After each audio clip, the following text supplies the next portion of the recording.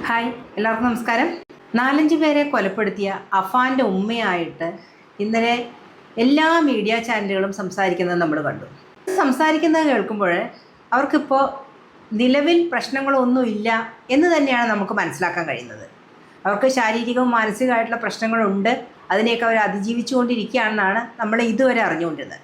ഇന്നലെ അവർ സംസാരിക്കുന്നത് കണ്ടപ്പോൾ വലിയ കുഴപ്പമൊന്നുമില്ല എന്ന് തന്നെയാണ് നമുക്ക് മനസ്സിലാക്കാൻ കഴിയും. മീഡിയക്കാർ ആദ്യം ചോദിക്കുന്ന ചോദ്യം എന്ന് പറഞ്ഞാൽ, ഉമ്മയ്ക്ക് സംസാരിക്കാൻ പറ്റുമോ, കാര്യങ്ങളൊക്കെ ഓർമ്മയുണ്ടോ, എന്തൊക്കെയാണ് നടന്നതെന്ന് ഓർമ്മയുണ്ടോ, അതിനെക്കുറിച്ചൊക്കെ അറിയുമെന്ന് ചോദിക്കുമ്പോൾ ഉടനെ ഈ ഉമ്മ പറയുന്നത് എനിക്ക് ഓർമ്മയില്ല, അന്നത്തെ കാര്യങ്ങളൊന്നും എനിക്ക് ഓർമ്മയില്ല. എല്ലാ ചാനലുകളോടും ഇത് തന്നെയാണ് ഈ ഉമ്മ ആവർത്തിക്കുന്നത്. പക്ഷേ അതിനുശേഷം ഓരോ റിപ്പോർട്ടേഴ്സും ഇവരോട് ചോദിക്കുന്ന ചോദ്യങ്ങൾക്ക് അവർ വളരെ വ്യക്തവും ശക്തവുമായ രീതിയിൽ മറുപടി പറയുന്നുണ്ട്. അതും ഒരു തരത്തിലുള്ള ഒരു സങ്കടമോ വിഷമോ ഒന്നും ഇല്ലാത്ത രീതിയിൽ, യാതൊരു തരത്തിലുള്ള വികാരങ്ങളും ഇല്ലാത്ത രീതിയിൽ ഇരുന്നിട്ടാണ് അവർ മറുപടി പറയുന്നത്. അന്ന് എന്ത് നടന്നു, തലേ ദിവസം എന്ത് നടന്നു, എങ്ങനെയാണ് ഈ കടം വന്നത്, എല്ലാ കാര്യങ്ങളെക്കുറിച്ചും ഇവർക്ക് തികഞ്ഞ ബോധ്യമുണ്ട്. ഇവർക്ക് അതിനെക്കുറിച്ചൊക്കെ നല്ല ധാരണയുണ്ട്, ഓർമ്മയുണ്ട്. രാവിലെ ചെറിയ മകനെ സ്കൂളിൽ പറഞ്ഞയച്ചു എന്നുള്ളത് അവർക്കറിയാം. അതിന് ശേഷമുള്ള സംഭവങ്ങളെ കുറിച്ചിട്ടാണ് ഇവർ മറന്നു എന്ന് പറയുന്നത് നമുക്ക് തോന്നുന്നത്. കാരണം ഇവരോട് അതിനിടയിൽ എന്ത് സംഭവിച്ചു എന്ന് ചോദിക്കുമ്പോൾ അതിനെക്കുറിച്ച് അവർ പറയുന്നില്ല. ഒരു ചാനലിനോടും ഇവർ പറയുന്നില്ല. കാരണം ചെറിയ മകനെ സ്കൂളിൽ അയച്ച ശേഷം അവിടെ എന്ത് സംഭവിച്ചു, ഈ ഉമ്മയും മകനും തമ്മിൽ എന്താണ് അവിടെ സംസാരിച്ചത് എന്നുള്ളതിനെ കുറിച്ചിട്ട് യാതൊരു വിവരവും ഇവർ ആരോടും പങ്കുവെക്കുന്നില്ല. ഇവർ സംസാരിച്ചുകൊണ്ടിരുന്നപ്പോൾ ഇവരുടെ കഴുത്തിന് പുറകിലൂടെ ഷാളിട്ട് മുറുക്കി, എന്നിട്ട് കൊല്ലാൻ ശ്രമിച്ചു. എന്നിട്ട് മകൻ പറയാണ് ക്ഷമിക്കുമ്മ എന്ന് പറഞ്ഞുകൊണ്ടാണ് ഈ ഷാള് കഴുത്തിലിട്ട് മുറുക്കിയത്. അത് കഴിഞ്ഞ് ഇവർ അവശ നിലയിലായപ്പോൾ ഇവരോട് പറഞ്ഞു, ക്ഷമിക്കുക, ഞാൻ ഒരബദ്ധം പറ്റിയതാണ്, ഞാൻ പോയിട്ട് അഫാനെ കൂട്ടിയിട്ട് വന്നിട്ട് ഉമ്മനെ ഹോസ്പിറ്റലിൽ കൊണ്ടുപോകാമെന്ന് പറഞ്ഞ് പോയി. അത് കഴിഞ്ഞിട്ട് പിന്നെ പോലീസുകാർ വന്ന് വാതിൽ തട്ടുമ്പോഴാണ് എനിക്ക് ഓർമ്മ വന്നത്, പിന്നത്തെ കാര്യങ്ങളൊന്നും എനിക്ക് ഓർമ്മയില്ല എന്നാണ് ഈ ഉമ്മ പറയുന്നത്. ഈ കഴുത്തിൽ ഷാളിട്ട് മുറുക്കിയതിന് ശേഷമുള്ള സംഭവങ്ങളും ഇവർക്ക് ക്ലിയറായിട്ട് ഓർമ്മയുണ്ട്. അതിനു മുമ്പ് രാവിലെ നടന്ന സംഭവങ്ങളും ഇവർക്ക് ഓർമ്മയുണ്ട്. തലേ ദിവസം കടം വാങ്ങാൻ പോയത് ഓർമ്മയുണ്ട്. ഇവർക്ക് എത്ര സാമ്പത്തിക ബാധ്യതയുണ്ടെന്ന് ഓർമ്മയുണ്ട്. എല്ലാ കാര്യങ്ങളെക്കുറിച്ചും ഇവർക്ക് വളരെ വ്യക്തമായ ഓർമ്മയുണ്ട്, ധാരണയുണ്ട്. ഈ മകനെ സ്കൂളിൽ വിട്ട് പോയ ശേഷം ഈ കഴുത്തിൽ ഷാള് മുറുക്കുന്നത് വരെയുള്ള സംഭവങ്ങൾ മാത്രമാണ് ഇവർക്ക് ഓർമ്മയില്ലാത്തത്. അതിനെക്കുറിച്ച് ആരും കുത്തി ചോദിക്കുന്നുമില്ല. ഒരു പക്ഷേ കുറേ നാൾ ഹോസ്പിറ്റലൈസ്ഡ് ആയിട്ടുള്ള ഒരു മരണത്തെ മുഖാമുഖം കണ്ട് അതിനെ അതിജീവിച്ച ഒരാൾ എന്നുള്ള നിലയ്ക്കും അവരുടെ ഇപ്പോഴത്തെ മാനസികാവസ്ഥ ഓക്കെ ആയിട്ടില്ല എന്നുള്ള തരത്തിലൊക്കെ ആയിരിക്കണം മാധ്യമപ്രവർത്തകർ കുത്തി ചോദിക്കാത്തത്. എന്തു തന്നെയായാലും ഇവരെ ആ ഇടവേളയിലുള്ള ചോദ്യത്തിൽ നിന്ന് രക്ഷപ്പെടാൻ വേണ്ടിയിട്ടാണ് എനിക്ക് ഓർമ്മയില്ല എന്ന് പറയുന്നതെന്നാണ് നമുക്ക് മനസ്സിലാക്കാൻ കഴിയുന്നത്. ഞാൻ അങ്ങനെയാണ് അതിനെ മനസ്സിലാക്കിയത്. കാരണം ബാക്കി എല്ലാ കാര്യങ്ങളും ഓർമ്മയുണ്ടാവുകയും ഈ ഒരു ഗ്യാപ്പിൽ എന്ത് സംഭവിച്ചു എന്നുള്ളത് മാത്രം ഇവർക്ക് ഓർമ്മയില്ലാതിരിക്കുകയും ചെയ്യുന്ന പറഞ്ഞാൽ അതൊരു പ്രത്യേകതര അസുഖം തന്നെയല്ലേ. ഇവർക്ക് എന്തൊക്കെയോ കാര്യങ്ങൾ ഇതിനെക്കുറിച്ചിട്ട് അറിയാം. കുറേ അധികം കള്ളത്തരം ഈ കൊലപാതകങ്ങൾക്കിടയിൽ ഒളിഞ്ഞിരിപ്പുണ്ട്. ആ പയ്യൻ ഈ കൊലപാതകം നടത്താനുള്ള വ്യക്തമായ റീസണും ആ ഉമ്മയ്ക്കറിയാം. ഇപ്പം പറയുന്നുണ്ട്, എൻ്റെ ചെറിയ മോനെ കൊന്നതല്ലേ, അപ്പോൾ അതുകൊണ്ട് ഞാൻ അവനെ കാണണ്ട, എനിക്ക് മൂത്ത മോനെ കാണണ്ട, ഞാൻ അവനോട് ഒരിക്കലും ക്ഷമിക്കില്ല എന്ന് പറയുന്നുണ്ട്. പക്ഷേ ആ പറയുന്നത് പോലും വളരെ വാത്സല്യപൂർവ്വമാണെന്നാണ് എനിക്ക് മനസ്സിലാക്കാൻ കഴിഞ്ഞത്. കാരണം ഞാനൊരു അമ്മയാണ്, എൻ്റെ കൊച്ച് ഇങ്ങനെ ആയിരുന്നില്ല, എൻ്റെ കൊച്ച് അങ്ങനെ ചെയ്യും ഞാൻ ഇപ്പോഴും വിശ്വസിക്കുന്നില്ല, എൻ്റെ കൊച്ച് അങ്ങനെ ചെയ്തോ എന്ന് പറഞ്ഞിട്ടാണ് അവർ സംസാരിക്കുന്നത്. എൻ്റെ കൊച്ച് എന്ന് പറഞ്ഞാണ് അവർ സംസാരിക്കുന്നത്. ആ വാക്കുകളിൽ തന്നെ ആ ഉമ്മയുടെ വാത്സല്യം നമുക്ക് തിരിച്ചറിയാൻ കഴിയുന്നുണ്ട്. പക്ഷേ എന്തിനെയൊക്കെയോ ഭയപ്പെട്ടുകൊണ്ട്, സമൂഹത്തിനെ ആയാലും അവർക്ക് സഹായം ചെയ്യാമെന്ന് പറഞ്ഞ ആളുകളെ ആയാലും അതിനെയൊക്കെ ഭയപ്പെട്ടുകൊണ്ടായിരിക്കണം അവർ ഈ മകനെ ഇപ്പം തള്ളി പറയുന്നത്. ഇപ്പം തള്ളി പറഞ്ഞു കഴിഞ്ഞാൽ ഇവർക്ക് കിട്ടാനുള്ള സാമ്പത്തിക സഹായങ്ങളെല്ലാം തന്നെ എല്ലാവരും കൊടുക്കും. കാരണം അതാണ് ഇപ്പോൾ അവരുടെ മുന്നിൽ നിൽക്കുന്ന ഏക തടസ്സം. ഇവർക്ക് സഹായങ്ങൾ നൽകാമെന്ന് പറഞ്ഞിരിക്കുന്ന ആളുകളെ പിന്നോട്ട് നയിക്കുന്ന ഒരു ഘടകം എന്ന് പറഞ്ഞാൽ ഇവർ ഈ ഉമ്മ ഈ മകനെ സപ്പോർട്ട് ചെയ്യുന്നു എന്നുള്ളൊരു ഘടകമാണ്. അതില്ലാതെ വന്നു കഴിഞ്ഞാൽ ഈ അച്ഛനോടുള്ള അലിവ്, ആ അച്ഛനോട് എല്ലാവർക്കും സ്നേഹവും അലിവും തന്നെയാണ്. ആ അലിവ് മുതലെടുത്തിട്ട് ഇവരുടെ സാമ്പത്തിക ബാധ്യതകളും പ്രശ്നങ്ങളും ഒക്കെ തീർത്ത് പുതിയൊരു വീടൊക്കെ ഉണ്ടാക്കി താമസിക്കാം എന്നുള്ളൊരു ധാരണ ആ ഉമ്മയിൽ ഉറച്ചിട്ടുണ്ട്, അതല്ലെങ്കിൽ ആരെങ്കിലും ഉറപ്പിച്ചു കൊടുത്തിട്ടുണ്ട്. അതിൻ്റെ പേരിലാണ് ഈ ഉമ്മ മനസ്സോടെ ഈ മകനെ തള്ളി പറയുന്നത്.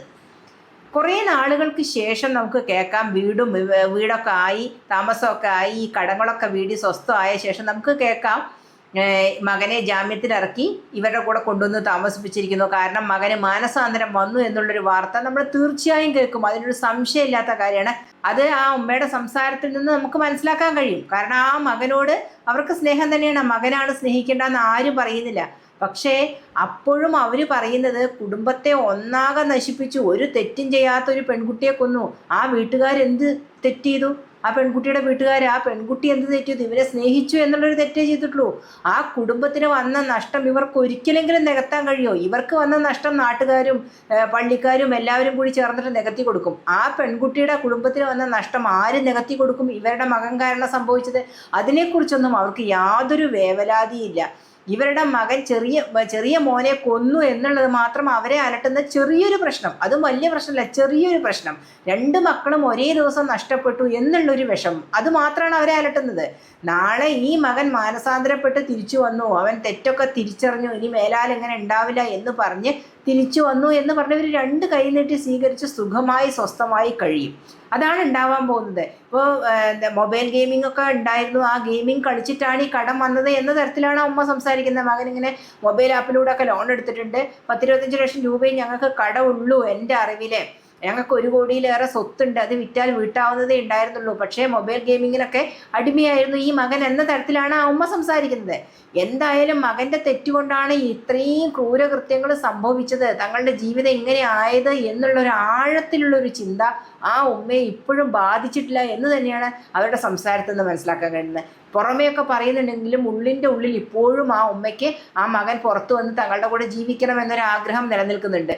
ഇപ്പോൾ കിട്ടിക്കൊണ്ടിരിക്കുന്ന സഹായങ്ങളും ഇനി കിട്ടാൻ പോകുന്ന സഹായങ്ങളും ഒക്കെ നിലച്ചു പോകുമോ? അതൊക്കെ കിട്ടിയാലല്ലേ ആ ജയിലിൽ നിന്ന് ഇറങ്ങുന്ന മകൻ്റെ ഭാവി സുരക്ഷിതാക്കാൻ പറ്റുള്ളൂ എന്നൊരു ചിന്ത കൂടി അവരുടെ ഉള്ളിൻ്റെ ഉള്ളിൽ ഉണ്ടായിരിക്കണം. അതുകൊണ്ടായിരിക്കണം ഇപ്പോൾ പുറമേ അവർ ആ മകനെ തള്ളി പറയുന്നത്, അല്ലാതെ വേറൊന്നുമല്ല. അപ്പോൾ എന്തൊക്കെയോ ഇതിൻ്റെ ഉള്ളിൽ ചുരുളഴിയാത്ത കുറേ രഹസ്യങ്ങളുണ്ട്. കറക്റ്റായിട്ട് ഈ ഉമ്മേനോട് വേണ്ട പോലെയൊക്കെ ചോദ്യം ചെയ്താലൊക്കെ അത് പുറത്തു വരും. തെളിവും കാര്യങ്ങളൊക്കെ വെച്ച് ചോദ്യം ചെയ്താലൊക്കെ പുറത്തു വരും. അവർ കുറേ അധികം കാര്യങ്ങൾ മറച്ചു വയ്ക്കുന്നുണ്ട്. കാരണം ഇവർ പറഞ്ഞ പോലെയാണെങ്കിൽ ഒരു ഉറുമ്പിനെ പോലും നോവിക്കാത്ത അവരുടെ മോൻ ഇങ്ങനെ ഇത്രയും പേരെ മണിക്കൂറുകൾ സമയമെടുത്തിട്ട് കൊല്ലുക എന്ന് പറഞ്ഞു കഴിഞ്ഞാൽ അതൊരു ചെറിയ കാരണത്തിൻ്റെ പേരിലായിരിക്കില്ല എന്ന് സാധാരണ ബുദ്ധിയുള്ള ആർക്കും മനസ്സിലാവും അല്ലേ? അതിനൊരു പ്രത്യേകമായിട്ടുള്ള റീസൺ വേണം. കാരണം അവന് തലയ്ക്ക് സുഖമില്ലായ്കയൊന്നുമില്ല, മാനസികമായിട്ടുള്ള പ്രശ്നങ്ങളൊന്നുമില്ല. ഇവർ പറയുന്ന രീതിയിലാണെങ്കിൽ വലിയ സാമ്പത്തിക പ്രശ്നങ്ങളൊന്നുമില്ല, പരിഹരിക്കാൻ പറ്റാത്ത പ്രശ്നങ്ങളൊന്നുമില്ല. എന്നിട്ടും ഇത്ര നിഷ്കരുണം 4-5 പേരെ കൊന്നുവെങ്കിൽ അതിൻ്റെ പിന്നിലൊരു ശക്തമായ കാരണമുണ്ട്. അത് വെളിയിൽ വരേണ്ടത് അത്യാവശ്യം തന്നെയാണ്. സഹായിക്കുന്നവർ സഹായിച്ചോട്ടെ, വേണ്ടാന്ന് ആരും പറയുന്നില്ല. പക്ഷേ ഇത്തരക്കാരെ സഹായിക്കുമ്പോൾ നമ്മുടെ സമൂഹത്തിന് ഒരു തെറ്റായ സന്ദേശമാണ് സഹായിക്കുന്ന ആൾക്കാർ കൊടുക്കുന്നത്. കാരണം ഇപ്പോഴും ആ വാപ്പയ്ക്ക് ആരോഗ്യ പ്രശ്നങ്ങളൊന്നുമില്ല. അമ്മയ്ക്ക് ക്യാൻസർ ഉണ്ടായിരുന്നു, ട്രീറ്റ്മെൻറ്റൊക്കെ കഴിഞ്ഞു എന്നാണ് അറിയാൻ കഴിഞ്ഞത്. വാപ്പയ്ക്ക് പ്രശ്നങ്ങളൊന്നുമില്ല, ഉമ്മയും വാപ്പയും മാത്രമേ ഉള്ളൂ, കുറച്ച് ബാധ്യതകളേ ഉള്ളൂ. അദ്ദേഹം വിചാരിച്ചാൽ എന്തെങ്കിലുമൊക്കെ ജോലി ചെയ്ത് ഒരു വാടക വീടെടുത്ത് മുന്നോട്ട് പോകാനൊക്കെ കഴിയും. പക്ഷേ അതൊന്നിനും സമ്മതിക്കാതെ കുറേ ആളുകൾ ഇവരെ സഹായിക്കാൻ ഇറങ്ങി പുറപ്പെട്ടിരിക്കുക. അപ്പോൾ ഇങ്ങനെയൊക്കെ നിഷ്കരുണം ആളുകളെ കൊന്നൊടുക്കുന്ന ആളുകളുടെ ജീവിതമൊക്കെ സേഫാക്കി കൊടുക്കാൻ നമ്മുടെ സമൂഹത്തിൽ ആളുകളുണ്ടെങ്കിൽ മനുഷ്യന്മാർ എന്തിനും മുതിരും. കാരണം അവരുടെ കുടുംബം സേഫ് ആകും എന്നൊരു തോന്നൽ വന്നു കഴിഞ്ഞാൽ ആരെയും കൊല്ലാം, എന്ത് ക്രൈമും നടത്താം. ഒരു 10-14 കൊല്ലം ഇപ്പോൾ 4-5 പേരെ കൊന്നാലും അവന് കിട്ടാൻ പോകുന്ന ശിക്ഷ എന്താ? മാക്സിമം 14 കൊല്ലം, ഒരു ജീവപര്യന്തം. അതിപ്പോൾ പോലീസുകാരനെ പറയുന്നുണ്ട്, എല്ലാത്തിനോടും അവ സഹകരിക്കുന്നുണ്ട്, പാവമാണ്, എല്ലാത്തിനോടും നല്ല രീതിയിലാണ് പ്രതികരിക്കുന്നത്, ജയിലിൽ നല്ല കുട്ടിയാണെന്നൊക്കെ പറയുന്നുണ്ട്. അപ്പോൾ അവർ റിപ്പോർട്ട് കൊടുക്കുന്നത് അങ്ങനെ തന്നെ ആയിരിക്കും, നല്ല പെരുമാറ്റമാണ് ജയിലിൽ, പിന്നെ ചെറിയ പയ്യനാണ്, ആകെ അമ്മയ്ക്കും അച്ഛനും ഉള്ളൊരു മോനാണ്. അപ്പോൾ അതൊക്കെ പറഞ്ഞുകൊണ്ട് എങ്ങനെയായാലും ഒരു 7-8-9 വർഷം കിടക്കും. അത് കഴിഞ്ഞ് പുറത്ത് വന്ന് അവനും ഉമ്മയും വാപ്പയും കൂടിയിട്ട് അടിച്ചു പൊളിച്ച് ജീവിക്കുക. ആ വാപ്പയ്ക്കാണ് പിന്നെയും അവനെ ഉൾക്കൊള്ളാനൊരു മടി. അത് ഉമ്മ പറഞ്ഞ് ശരിയാക്കിക്കോളും, അത് പേടിക്കേണ്ട കാര്യമൊന്നുമില്ല. നമ്മളത് കണ്ട് മനസ്സിലാക്കാൻ പോകുന്നേ ഉള്ളൂ ഇനി എന്താ സംഭവിക്കാൻ പോകുന്നത്. ഇതൊക്കെ തന്നെയാണ് സംഭവിക്കുക. കാരണം അവന് ഇറങ്ങി സുഖമായി ആരെങ്കിലുമൊക്കെ വെച്ച് കൊടുത്ത വീട്ടിൽ സുഖമായി കഴിയും. ഇപ്പോഴും പാലത്തിൻ്റെ അടിയിലും അവിടെ ഇവിടെയൊക്കെ ഷീറ്റും ഒക്കെ വലിച്ചു കെട്ടി താമസിക്കുന്ന ഒത്തിരി പേര് നമ്മുടെ നാട്ടിലുണ്ട്. അവർക്കൊരു ഷെഡ് വെച്ച് കെട്ടി കൊടുക്കാൻ മനസ്സില്ലാത്ത ആൾക്കാരാണ് ഇങ്ങനെ 4-5 കൊലപാതകം ചെയ്ത ഒരുത്തൻ്റെ ഉമ്മയ്ക്കും അച്ഛനും ഷെൽട്ടർ ഉണ്ടാക്കി കൊടുക്കാൻ നടക്കുന്നത്. കുറേ ആളുകൾ ആ അച്ഛൻ്റെ സങ്കടകരമായിട്ടുള്ളൊരു അവസ്ഥ, നിസ്സഹായാവസ്ഥ കണ്ടു. കാരണം ഒരു ആയുഷ്കാലം മുഴുവൻ ഗൾഫിൽ കടന്ന് അധ്വാനിച്ച് കിട്ടിയ സമ്പാദ്യവും എല്ലാം തന്നെ പേരും എല്ലാം ആ ഒരു മകൻ കാരണം നഷ്ടപ്പെട്ടു എന്നുള്ളൊരു ആവലാതിയിൽ കഴിയുന്ന ഒരു അച്ഛൻ. അത് കണക്കിലെടുക്കുന്നുണ്ട് കുറേ അധികം ആളുകൾ. അതൊരു നല്ല കാര്യമാണ്, അല്ല എന്ന് പറയില്ല. പക്ഷേ ഈ ഉമ്മയുടെ ആറ്റിറ്റ്യൂഡിനോട് ഒട്ടും യോജിക്കാൻ കഴിയില്ല. അത്ര നിഷ്കളങ്കയല്ല ആ ഉമ്മ എന്നാണ് ഇന്നലത്തെ അവരുടെ സംസാരത്തിൽ നിന്ന് എനിക്ക് മനസ്സിലാക്കാൻ കഴിയും.